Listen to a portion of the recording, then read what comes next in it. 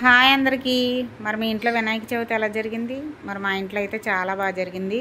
ఏంటి వినాయక చవితి అయిపోయిన తర్వాత వీడియో పెడుతున్నాను అనుకుంటున్నారా? నేనైతే ఫుల్ వీడియో అయితే మొత్తం పెట్టాలనుకున్నాను. ఫస్ట్ నుండి పూజ కాడ నుంచి కూడా వినాయకుని నిమజ్జనం చేసే వరకు కూడా పెట్టాను. మరి మేమందరం కూడా ఎలా సందడి చేసాం ఈ వీడియోలో అయితే చూసేయండి.